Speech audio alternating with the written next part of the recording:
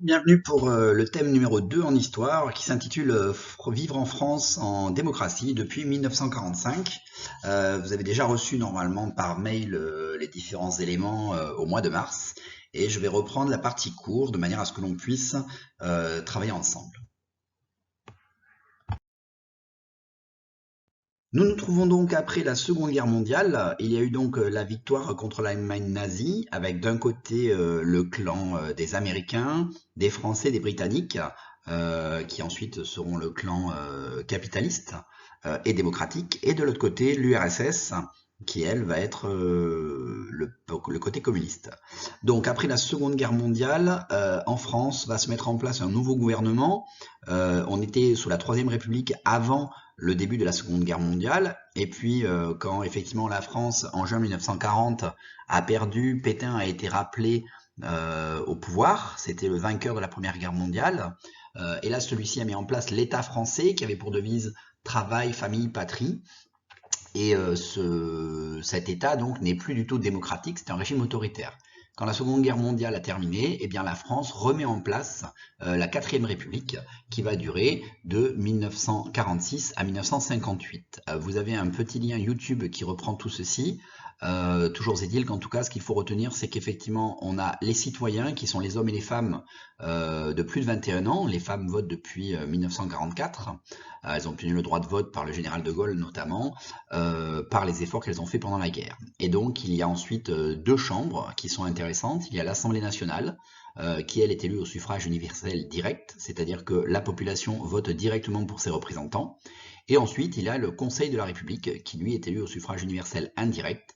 Ce sont en fait les grands électeurs, donc les députés, les conseillers généraux et les conseillers municipaux, élus par la population française, qui élisent à leur tour le Conseil de la République. L'Assemblée nationale et le Conseil de la République vont choisir et voter donc pour le président de la République, qui à l'époque est élu pour 7 ans. À noter que le Conseil de la République n'a qu'un rôle consultatif, il donne des avis sur ce que donne l'Assemblée nationale, et on a un aller-retour entre le gouvernement et l'Assemblée nationale. Ce qu'il faut savoir aussi, c'est qu'à l'époque, on a trois grands partis politiques qui vont effectivement se partager le pouvoir, et on a une véritable instabilité politique qui se met en place, puisqu'en 12 ans de constitution, sur la 4ème République, on aura quand même 23 gouvernements. Ici donc les résultats de l'Assemblée nationale constituante, qui donc nous montrent qu'il y a trois partis principaux en France qui ressortent, à savoir le PCF, Parti communiste français, donc des Français qui pensent que le communisme est une bonne solution, qui obtiennent 26,1% des voix. Vous avez la SFIO qui correspond à la gauche traditionnelle, qui obtient 21,8%. Et vous avez du côté de la droite donc le MRP, pardon, qui représente 28,3% des voix. Il faut donc savoir qu'au total on a 586 députés, et que donc pour avoir la majorité absolue il faut 293 députés, ce qui n'est pas possible sauf à allier trois partis principaux. Et le problème, c'est qu'effectivement l'instabilité va venir du fait que à chaque fois dans les trois principaux partis qui vont participer au gouvernement, quand une décision sera prise lors des votes à l'Assemblée, il y aura une motion de censure et le gouvernement sera renversé.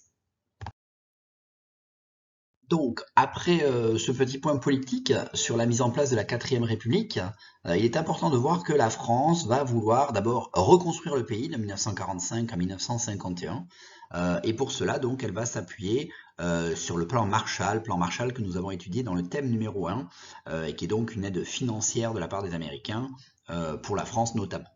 Et donc en fait, ce qui va se passer, c'est que la France va mettre en place un plan de modernisation et d'équipement. Vous pouvez le voir sur le document. En fait, l'idée sera d'organiser et de planifier l'augmentation de la production industrielle agricole pour pouvoir finalement se fixer des objectifs à atteindre. Et vous l'avez sur le tableau avec les objectifs du plan entre 46, 47 et 50. Et donc l'objectif, c'est vraiment eh bien d'augmenter par exemple en millions de tonnes les houillères, donc ce qui permet de produire le charbon. N'oublions pas qu'à cette époque, le charbon, c'est une des sources d'énergie que les Français utilisent notamment pour se chauffer. L'électricité également, la sidérurgie donc pour la fabrication de l'acier qui est important pour la reconstruction des bâtiments, et puis également des infrastructures, des gares, des chemins de fer, etc. Le ciment, là encore, pour la reconstruction des bâtiments. Le machinisme agricole, c'est l'idée effectivement d'avoir bien plus de tracteurs pour augmenter très fortement la productivité et enfin de développer très fortement également les transports pour pouvoir justement développer l'économie. Ce qui va être fait puisqu'on peut voir sur les tableaux que sur le tableau dans les différentes colonnes qu'on a vraiment des augmentations assez marquées. Vous avez ici donc une illustration de machines agricoles qui arrivent de la part des Américains dans le port du Havre en 1949 et qui va donc effectivement permettre de développer l'agriculture et avec une meilleure production donc agricole, de tourner les gens vers le secteur industriel puisque les gens qui travaillent dans les champs pourront se tourner vers le secteur industriel. Sur le plan politique, la France ne veut pas rester isolée. Il y avait eu plusieurs conflits sur le sol européen. Tout d'abord la guerre de 1870-1871 entre la France et l'Allemagne, guerre durant laquelle la France a perdu l'Alsace et la Lorraine. Il y a eu ensuite la Première Guerre mondiale entre 1914 et 1918, où la France a récupéré l'Alsace-Lorraine, mais qui a été donc la première guerre industrielle, avec énormément de morts, de blessés, les gueules cassées, etc. Et donc ensuite la Seconde Guerre mondiale, avec l'Allemagne nazie. Et donc l'objectif va être de mettre en place une union entre différents pays européens, notamment les ennemis. Ici donc il y a la première création qui sera la CECA, la Communauté européenne du charbon et de l'acier, qui a pour but d'enlever les taxes entre les pays membres de cette CECA et de favoriser donc ensuite la reconstruction et la production d'énergie. Les 6 États membres sont la France, l'Allemagne, l'Italie, la Belgique, les Pays-Bas et le Luxembourg et seront les mêmes États à l'origine de la CEE, Communauté économique européenne, en 1957 avec le traité de Rome. Ce qu'il faut savoir, c'est que on est dans la volonté de s'unir aussi pour lutter contre éventuellement une invasion communiste. Et le dernier point, tout ça se fait aussi dans des créations et la volonté d'éviter de nouveaux conflits. Il y avait eu la volonté de créer la SDN, la Société des Nations, après la Première Guerre mondiale qui avait échoué. Et cette fois-ci, on a l'ONU en 1945 qui est créée.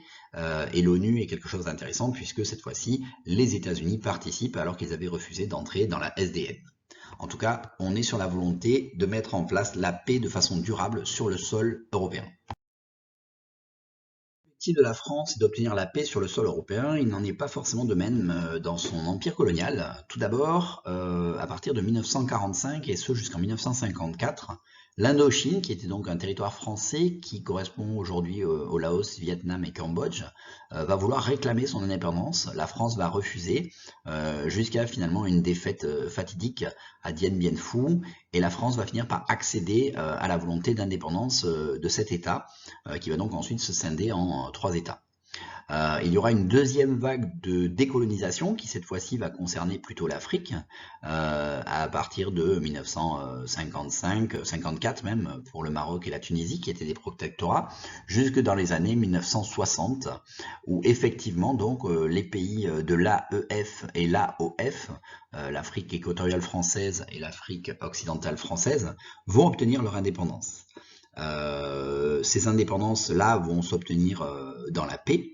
Il y aura un problème par rapport à la guerre d'Algérie. Alors au départ, l'Algérie, qui avait été colonisée en 1830, correspondait à 3 départements français, au même titre finalement que le Var ou les Alpes-Maritimes. Et donc il a été beaucoup plus compliqué pour les Algériens d'obtenir leur indépendance. Il y aura la Toussaint Rouge le 1er novembre 1954 qui va donc engendrer une série d'attentats sur tout le territoire algérien et qui va ensuite déboucher sur des représailles françaises puis des massacres entre Algériens et Français et on aboutira donc en 1962 à l'indépendance de l'Algérie.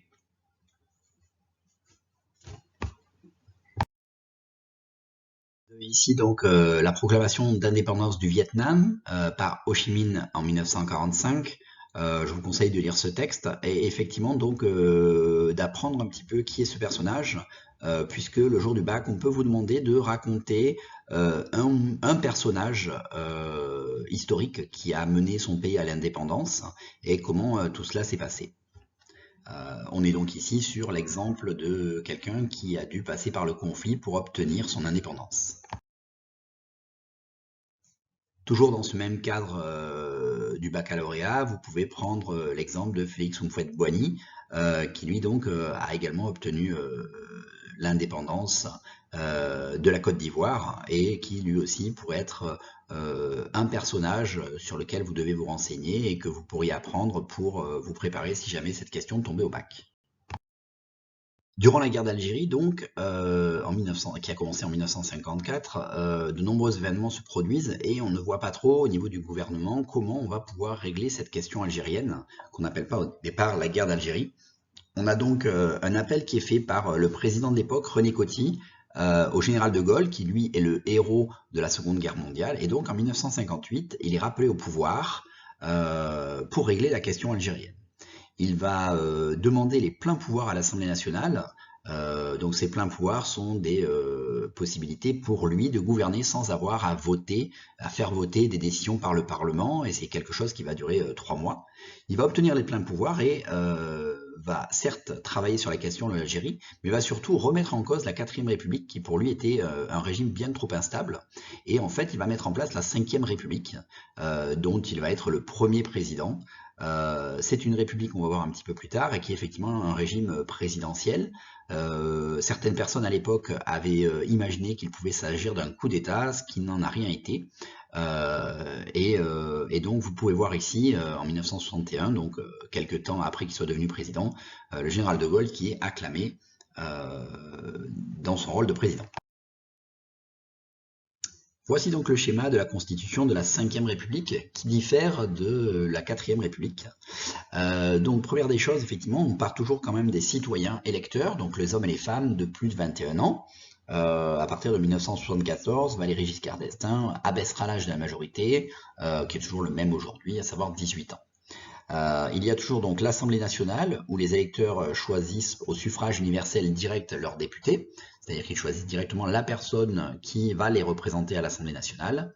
Et il y a toujours le Sénat, qui est élu au suffrage universel indirect, à savoir que les Français votent d'abord pour des députés, des conseillers régionaux depuis 86, généraux, les délégués des conseils municipaux, et ces élus choisissent les sénateurs. Assemblée nationale et Sénat forment donc le Parlement. Il y a une différence avec la 4ème République, c'est qu'ici, le Sénat a un pouvoir de vote. Il n'est pas que consultatif, donc il y a un travail qui est fait sur les lois et le budget. Quand une loi est votée par l'Assemblée nationale, elle passe forcément par le Sénat, qui la vote et la modifie éventuellement, qui la renvoie à l'Assemblée nationale. Ça peut se faire plusieurs fois, c'est ce qu'on appelle la navette. Ce qui est également intéressant, c'est que le président de la République est élu au départ pour 7 ans, et ensuite, donc, à partir de 1962, et le référendum que le général de Gaulle a mis en place, le président sera élu au suffrage universel direct, ce qui n'a pas changé, c'est-à-dire que c'est le peuple qui vote directement pour le président, sans passer par des intermédiaires, comme c'était le cas sous la 4ème République. On peut voir qu'on est sur un régime présidentiel que le général de Gaulle a voulu mettre, à savoir qu'avec l'article 16 par exemple, il peut avoir des pouvoirs exceptionnels en cas de crise, donc ce qui permet de gouverner sans légiférer. Le président a également le pouvoir de la consultation par référendum. Il peut poser une question qui est forcément par une réponse oui ou non au peuple, et ensuite donc peut se passer donc de ce point de vue-là de l'Assemblée nationale. Il a toujours le pouvoir de nommer le gouvernement, donc ça ne change pas, c'est-à-dire le Premier ministre et les ministres et secrétaires d'État. Et enfin, il a un dernier pouvoir qui est le droit de dissolution, à savoir que si le président n'est pas satisfait de l'Assemblée nationale, il peut réorganiser des élections pour qu'on change finalement les députés. C'est quelque chose qui sera fait et où le président de l'époque, donc le général de Gaulle, obtiendra la majorité. D'autres l'ont fait avec plus ou moins de réussite un petit peu plus tard. On peut également constater que le gouvernement a un discours où il pose la question de confiance. En règle générale, le gouvernement avec le Premier ministre sont toujours de la majorité de l'Assemblée nationale. Et l'Assemblée nationale peut également renverser le gouvernement avec une motion de censure. Si vous avez suivi l'actualité sur la réforme des retraites, eh bien, il faut que l'Assemblée nationale vote cette motion de censure à la majorité, ce qui n'était pas le cas pour cette réforme, mais en tout cas, c'est quelque chose qui est toujours possible. Et enfin, dernier point, il y a également le Conseil constitutionnel qui est mis en place. C'est le garant de l'état de droit. On a 9 membres qui sont désignés donc pour 9 ans et qui en fait vérifient si une loi qui est votée par l'Assemblée nationale et le Sénat ne vient pas en contradiction avec la Constitution étant donc les règles de fonctionnement que vous voyez ci-dessus. Je ne vais pas m'étendre, vous avez une frise chronologique qui vous permet de voir un petit peu donc les différentes guerres qui ont été mises en place, certaines avancées. Voilà, je ne m'attarde pas, je vous laisse regarder ça tranquillement. Voilà, on va un petit peu plus loin dans le temps, on avance effectivement donc sur la période des années 1960-1970. On a une volonté, après la reconstruction qui dure jusque dans les années 1951, de développer la France et de la moderniser. Alors, au niveau de la modernisation, ce qu'il faut voir, c'est qu'effectivement, c'est qu'on a, comme vous pouvez le voir, le carré rouge, qui sont les expansions de l'industrie et des grandes usines.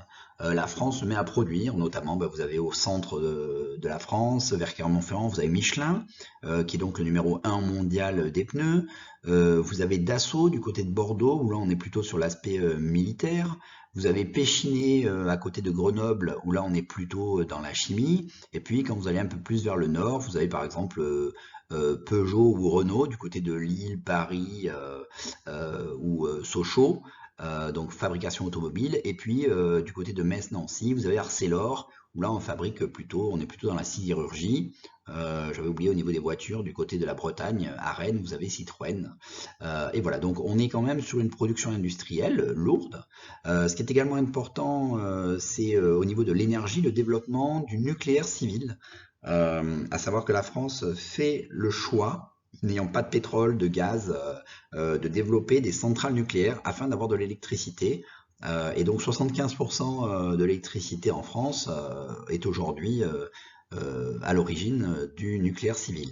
On a également donc des constructions d'usines hydroélectriques, donc on va construire effectivement des barrages qui vont permettre, en faisant passer l'eau dans des turbines, d'obtenir de l'électricité. On a également au niveau des infrastructures, donc les infrastructures ce sont les grands aménagements qui sont mis en place. On a des infrastructures de transport avec de nombreuses constructions d'autoroutes qui sont mises en place, des tunnels, des aéroports également. Le transport aérien va être important, et effectivement donc l'aéroport de Paris, que ce soit Orly ou Roissy, vont devenir le premier aéroport européen avec l'aéroport de Londres. On a également donc des spécialisations qui se mettent en place, par exemple la Méditerranée se spécialise dans le tourisme, et donc on a une véritable développement et modernisation donc de l'activité économique française qui est plutôt performante jusque dans les années 1974, année où il va y avoir le premier choc pétrolier, c'est-à-dire où les prix du pétrole vont être très fortement impactés et vont être multipliés par 4 sur un an, et qui va donc entraîner une crise économique. Ici, vous avez une publicité pour la 4 chevaux, donc qui sera le premier véhicule, la première voiture facile d'accès pour les travailleurs. Donc un véhicule assez simple. Il y aura d'autres véhicules emblématiques, comme par exemple la 2 chevaux chez Citroën, qui auront des objectifs de permettre aux gens d'utiliser et d'avoir une voiture.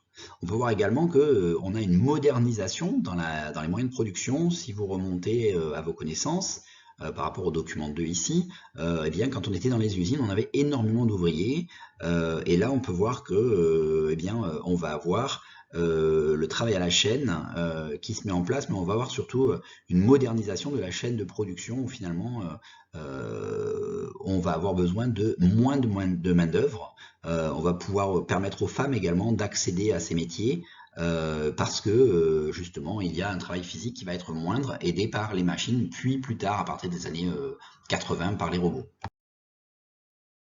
La société française va aussi se moderniser dans les années 60-70 avec tout départ donc, alors ça n'apparaît pas sur cette image, mais en 1967 la loi Neuwirth qui permet l'autorisation de la contraception, avec donc effectivement la possibilité d'utiliser des préservatifs ou la pilule contraceptive. Vous avez ensuite dans les années 1974-75, les deux dates sont bonnes, la loi Simone Veil sur l'interruption volontaire de grossesse, qui va permettre aux femmes de pouvoir plus facilement contrôler leur fécondité. En quoi est-ce que ces avancées sur la sexualité des femmes est important? Eh bien, en fait, ce qu'il faut bien comprendre, c'est que avant d'avoir finalement des moyens de contraception, la femme était finalement assez soumise à son corps et aux grossesses. En maîtrisant sa fécondité, cela va permettre aux femmes de choisir quand elles auront des enfants et si elles ont des enfants, et donc par exemple de se lancer dans des carrières professionnelles. Là encore, se lancer dans une carrière professionnelle, choisir un métier, c'est obtenir aussi une indépendance financière par son salaire. Et donc, c'est le début d'une certaine liberté pour les femmes.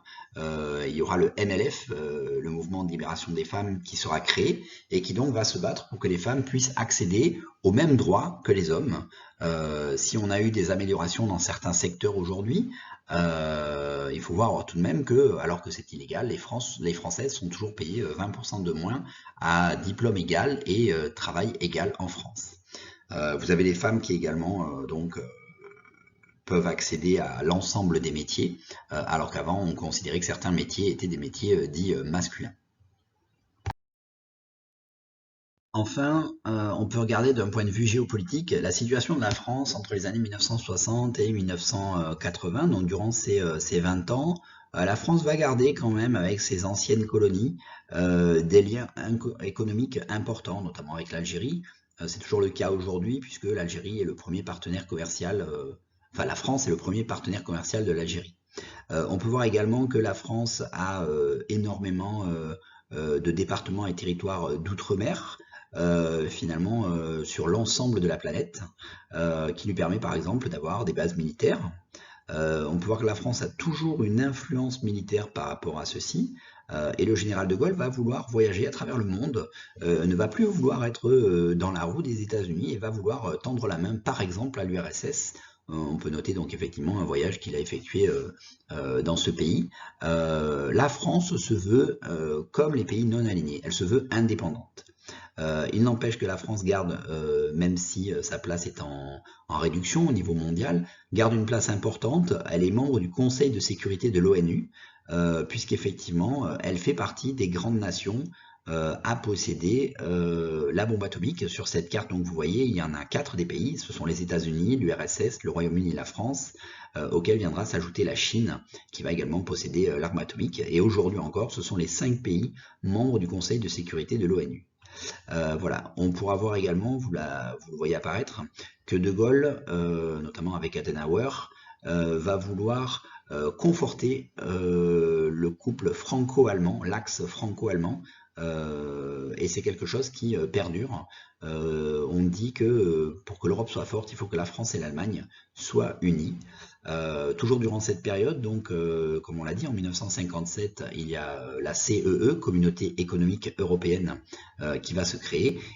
Et comme on l'a vu précédemment, il va y avoir un élargissement de cette CEE qui deviendra en 1992 avec le traité de Maastricht l'UE, l'Union européenne, et qui donc favorisera encore plus les déplacements de personnes, de richesses, de technologies, etc.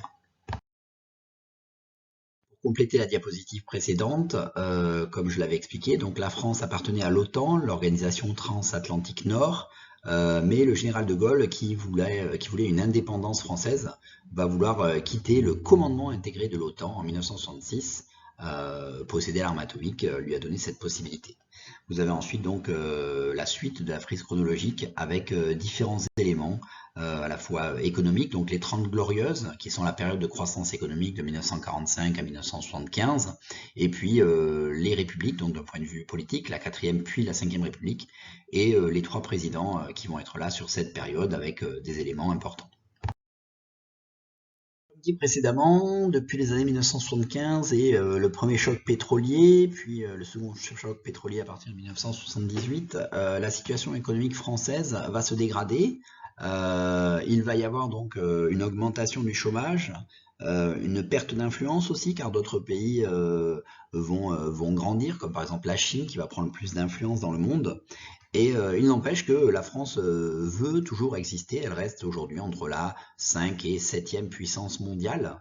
Il faut voir que la France possède toujours des territoires, alors qu'on appelle DROM, donc départements et régions d'outre-mer, comme ou TAF, qui sont donc des pays ou des espaces géographiques, toujours partout à la surface de la planète, comme par exemple effectivement la Polynésie française, la Nouvelle-Calédonie, etc. À noter donc que depuis Mayotte va devenir un territoire français, alors qu'elle était un État indépendant. On a quand même aussi une influence culturelle et politique, à savoir que dans beaucoup de pays africains, et effectivement au Québec, la langue française, qui était la langue qu'on utilisait dans les colonies, va perdurer, reste une langue officielle, qui est toujours importante. Et donc, ce qui est aussi intéressant, c'est de voir le domaine maritime, la ZEE, zone économique exclusive. Ce sont des eaux autour de territoires français dans lesquels les autres pays n'ont pas le droit d'aller. Et bien, ce qu'il faut savoir, c'est que la France a le deuxième espace maritime mondial par les différents POM, donc pays d'outre-mer. Donc ça c'est quand même quelque chose d'intéressant. Et ensuite ce qu'il faut voir aussi c'est que même si on a des crises économiques, la France possède dans beaucoup de pays des entreprises qui sont allées s'installer et qui arrivent à produire de façon assez importante, comme en Asie ou en Amérique du Nord ou encore en Afrique.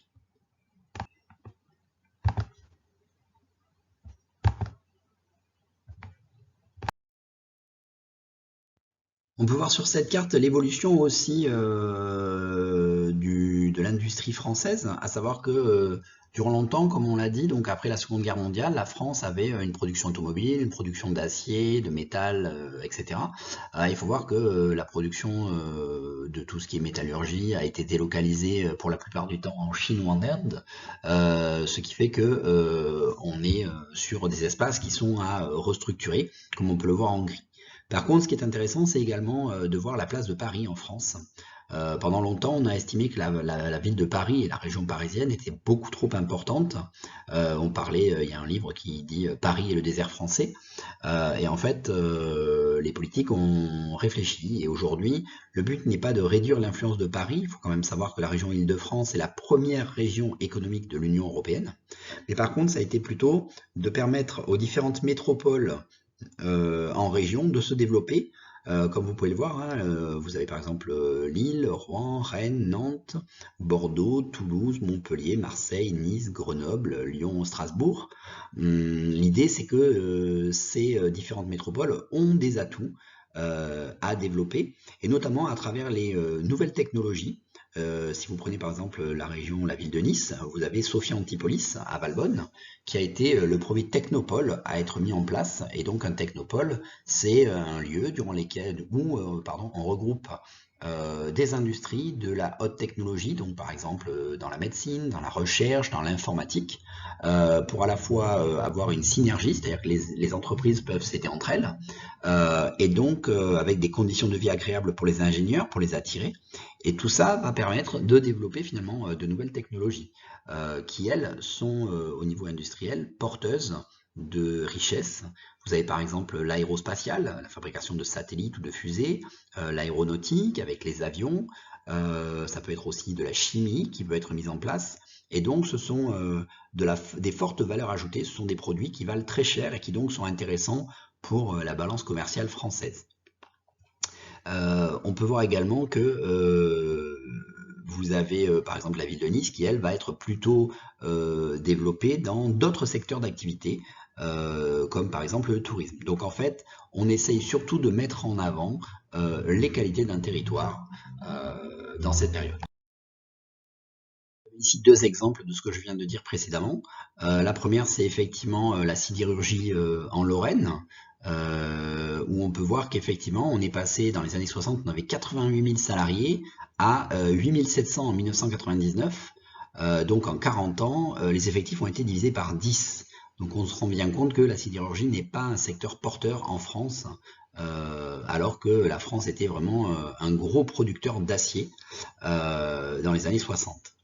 Deuxième aspect, c'est l'idée de se tourner vers les nouvelles technologies. Vous avez par exemple une école de formation au métier de l'image. Tout ce qui va être audiovisuel va être développé en France. Et puis, quand vous regardez aujourd'hui, vous avez toujours, par exemple, des secteurs porteurs qui sont modernes, comme par exemple les jeux vidéo, où vous avez certaines entreprises françaises qui sont dans les leaders mondiaux. Porte sur la structure de l'emploi en France. On peut voir qu'effectivement, donc, ce qui apparaît en vert, c'est le secteur agricole.